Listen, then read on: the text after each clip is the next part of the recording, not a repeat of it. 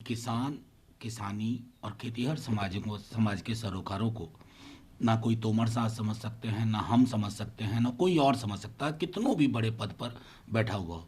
जो खेत में खड़ा है, मेड़ बना रहा है, फसल बो रहा है, वही जानता है उसके सरोकार क्या है। तो वार्ता में सरकार को पहले से रोड ब्लॉक नहीं रखना चाहिए। अगर आप रोड ब्लॉक के इश्यूज पहले ही रख लेंगे, वो मुद्दे, तो इसका मतलब आपकी मंशा नहीं है कि इसको रिजॉल्व किया जाए। और मैंने एक बात कही है, दोबारा दोहरा रहा हूँ कि माननीय प्रधानमंत्री जी से आग्रह है कि अपनी टीम को कहें कि एकालाप के मोड से निकल करके वार्तालाप के मोड में आए।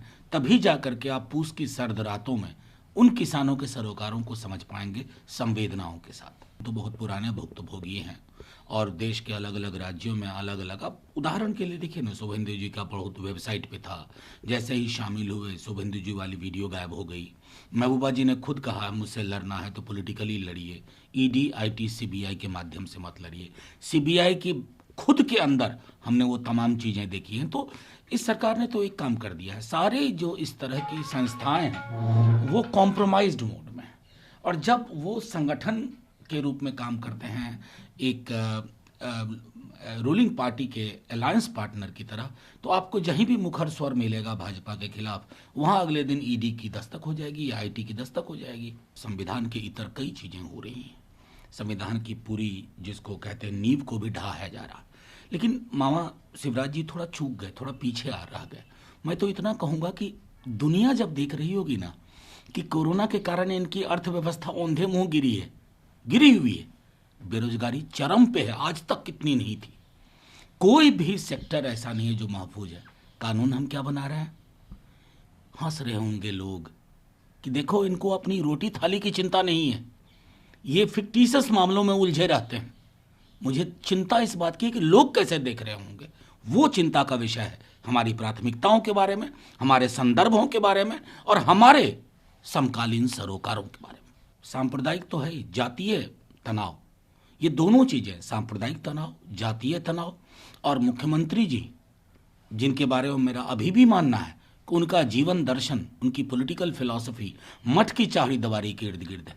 उत्तर प्रदेश जैसे बड़े राज्य को कैसे संभाला जाए, कैसे लेके चला जाए, तमाम वर्गों को, जातियों को, उसकी समझ नहीं है। मैं बार बार कहता हूँ, उत्तर प्रदेश में बहुत विशाल मैंडेट मिला था भाजपा को, लेकिन ये मैंडेट इनके लिए नहीं था। कम से कम डिफेंस मिनिस्टर साहब की इस बात की तारीफ करूंगा कि उन्होंने खुल करके यथास्थिति स्वीकार की है। बाकी लोग तो डिनाइल मोड में, नाम तक नहीं लेते हैं। उससे क्या संदेश जाता है? हम साहब अपने एक पड़ोसी का नाम नहीं, दूसरे पड़ोसी का 20 बार नाम लेंगे, लेकिन एक पड़ोसी का नाम नहीं लेंगे। मुझे बेहद खुशी है, उन्होंने कई और चीज़ें कही और मैं समझता हूँ कि शायद और किसी की ना सुने भाजपा, राजनाथ सिंह जी की सुन ले, किसानों के बारे में उनकी जो राय है वो सुन ले, तो समझ में आएगा। तो फिर खालिस्तानी, पाकिस्तानी, टुकड़े टुकड़े वगैरह नहीं बोलेंगे। बिल्कुल सही, उन्होंने जवानों के बारे में जो कहा, 130 से ज़्यादा हिंदुस्तानी ये जानते हैं।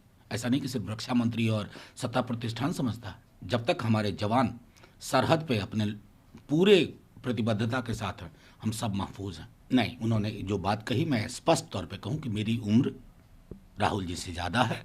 मैं किसान और किसानी को बेहतर ढंग से समझता हूँ, क्योंकि मेरा उसी कोख से जन्म हुआ जो मेरी माँ किसानी करती थी। मैं समझता हूँ, कम से मुझे खुशी है कि इन्हें वार्ता में आगे बढ़ाया जाए। ये किसान के सरोकारों को समझेंगे, ये उन्हें खालिस्तानी, पाकिस्तानी, टुकड़े टुकड़े गैंग, नक्सली नहीं बोलेंगे। अगर एक बार आपने अपनी समझ के पूर्वाग्रह को खत्म कर दिया तो फिर कहीं भी रास्ता निकल सकता है, कोई भी रास्ता निकल सकता है। सारे प्रवक्ताओं को आज खबर हो जानी चाहिए, कुछ मंत्री भी हैं, उन्हें खबर होनी चाहिए कि उनके one of the senior most minister इत्तेफाक नहीं रखते हैं खालिस्तानी, पाकिस्तानी, टुकड़े टुकड़े, अर्बन नक्सली वगैरह वगैरह वगैरह। ये संदेश जाना चाहिए। ये संदेश विपक्ष को नहीं ना, आम आवाम को नहीं, किसानों को नहीं, उनके प्रवक्ताओं को जाना चाहिए। टेलीविजन स्टूडियो में बैठ करके उन मंत्रियों को जाना चाहिए जो तथाकथित किसानों से बात करते हुए इस तरह की शब्दावली का इस्तेमाल करते थे। मैं तो साफ तौर पे कहूँगा, राजनाथ जी सिंह जी तो 7 साल पहले भी बहुत महत्वपूर्ण ओहदे पे थे। वो एक बार बता दें कि पहले कभी इस तरह की होती चीजें। खैर, मनमोहन सिंह जी के लिए किन किन तरह के शब्दों का इस्तेमाल किया गया?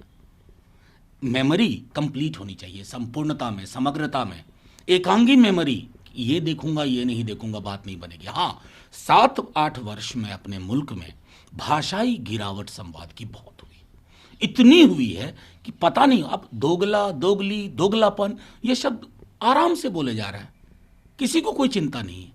ये संदेश उचित नहीं है लोकतंत्र के लिए, यह लोकतांत्रिक संवाद के लिए।